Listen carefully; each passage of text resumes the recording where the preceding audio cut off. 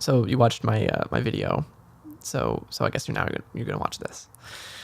Cool. Um,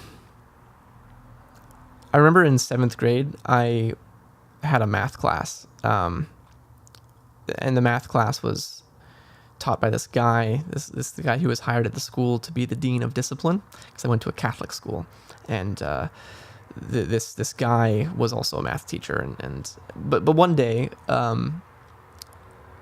there was big news. Apple had released this new phone called the iPhone that was taking everyone. Everyone was flipping out, and instead of math class that day, we watched a stream or a recording of Steve Jobs announcing the iPhone, and we watched the demo. It's a phone. It's an iPod. It's an internet browsing device. That's seared into my mind, right? And this was kind of a big deal. Like, this was like we stopped our day to do this. And I think it's mostly because the teacher was like a kind of a nerd, like a tech nerd, and but it did feel kind of like history that day, because I was on YouTube during that time. I was watching a lot of vloggers, and what I sort of picked up from these people who were doing internet video as a hobby in 2005, 6, 7, was that this was a good thing. It was that computers and the internet and cameras on phones, that was a great idea, because if everyone has a camera, then the truth held within the people can be liberated and expressed, and that will have a more just and equitable society. It was a utopian vision based around the idea that democratized media will bring social justice. And this was the air I breathed growing up. I hopped on the YouTube train around the time of the Viacom lawsuit. I thought, fuck big media. I stand for free expression and all these things. Now I know that those ideas come from public access television. Public access TV in the U.S. is based on the idea that commercial companies shouldn't be the only ones determining what is seen and what is not on TV. Public access is a tool that any taxpaying citizen can use to have their voice heard on actual live TV. And before YouTube and before internet video, this was the only way to broadcast yourself. And these public access people, the people who work in public access, some of them were also bloggers really early on in the late 90s. And what they did was they saw, this way to do public access TV, but on the internet, and that excited them. They thought they could share their skills, they could share the resource of democratized media with the world more efficiently, and so they built tools. The founders of Vimeo and Blip TV, these were folks who were reading posts and engaging in communities that were also occupied by public access TV people. And this became a very important part of vlogging, right? These ideas about freedom of expression, the importance of fair use, the First Amendment, right? These are things that vloggers still flip out over. Still,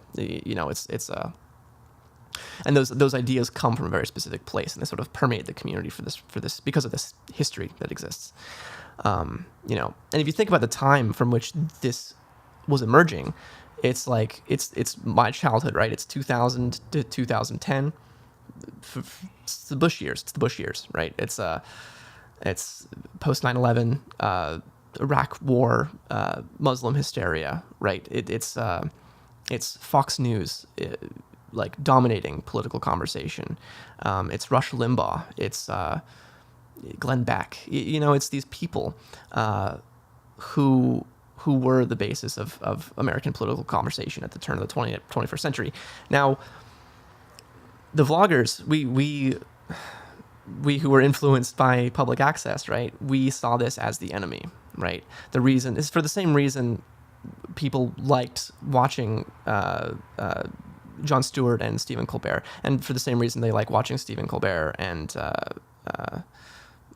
John Oliver and Trevor Noah, right? These people see these voices as the counterbalance to the Fox Newses and the Rush Limbaughs, etc.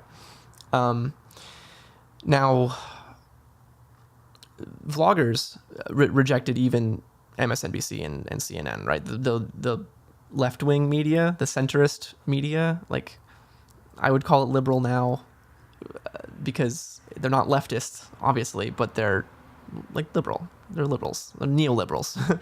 um, you had the vloggers rejected these people because they saw them all as commercial, which they are, and news itself is a commercial enterprise. Journalism itself is a commercial enterprise, and but it's also public good, right?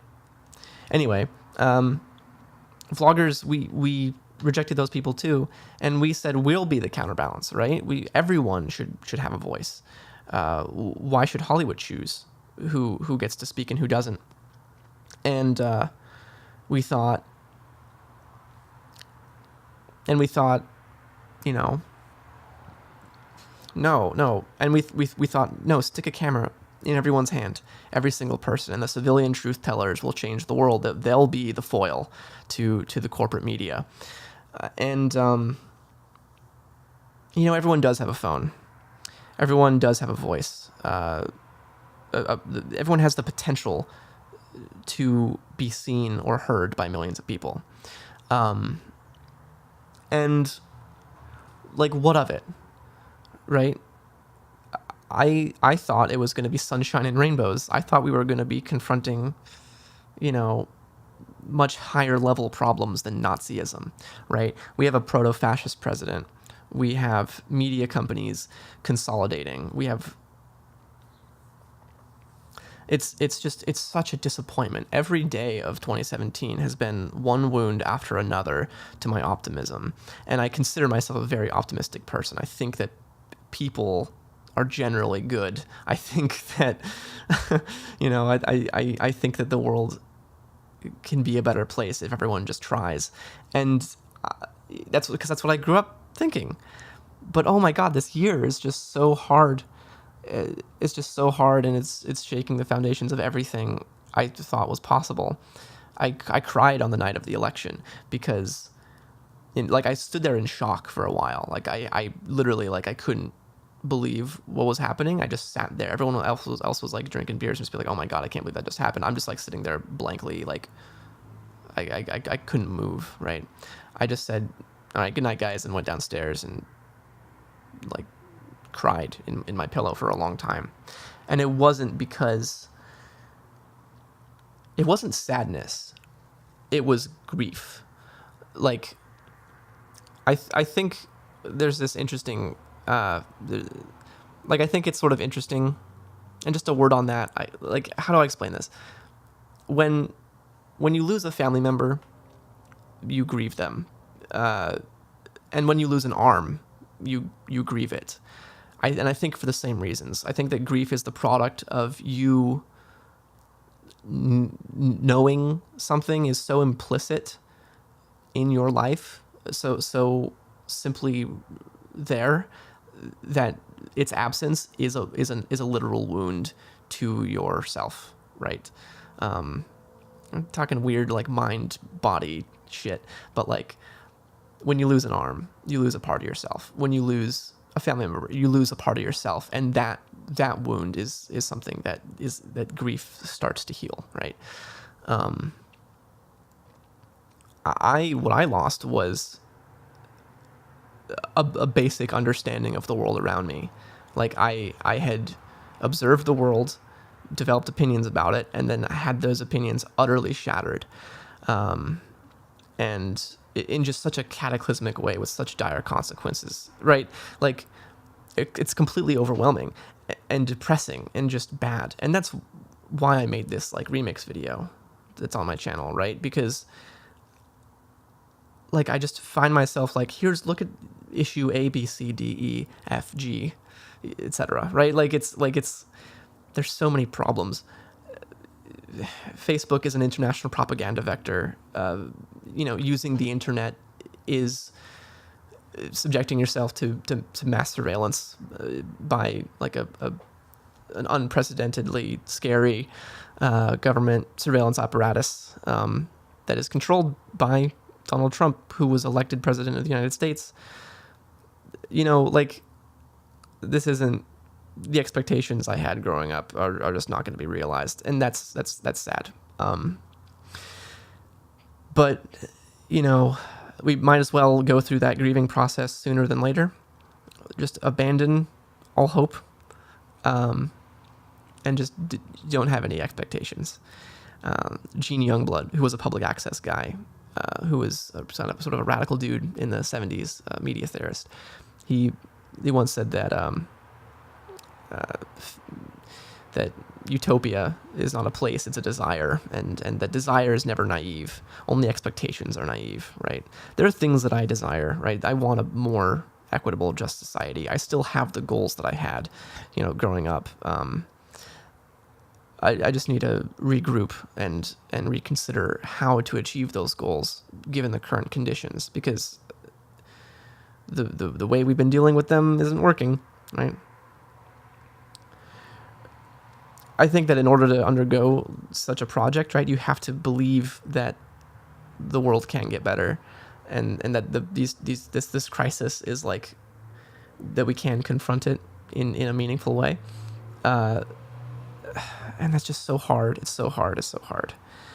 It requires faith, like actual faith, like religious faith, right? The kind where you're like, I know this isn't true, but I'm going to believe it anyway, right? Like that's sort of how I view faith. I grew up in Catholic school, right? The Jesuits taught me that faith is sort of a choice. It's like it's the kind of the only choice is the way they put it, but it's a choice. But I think it's one that, like, I understand now what it means by, like, it's a choice that you have to make. Like, I think that the world is just so overwhelmingly sad that, what other choice is there but to have some faith that what you do in it will make it better. God, like, it's really an existentially scary thing to think about too much. That's all to say that I'm making a choice today to have faith, right? That the world can be better, in spite of the evidence to the contrary. I've decided I want to teach media. Like, that's what I want to do. I don't know if that's in high schools or in universities, or I don't know what it's going to be, but I want to teach media, because that's the only thing, right? Like, that's the only thing to prevent. That's the only thing that's the only thing I can do, right? I'm about to graduate university with a media degree, with a media arts and practice degree. I've studied film and television. I've studied all kinds of media. They're all fascinating and interesting, and there's stuff to be learned from each and every one of them. And I get excited about them, and I want to share that excitement. But I also want to share, the really somber, like, dire issues, right? Like, I want to let people know the problems that we're facing and make sure that they know how to engage with them productively.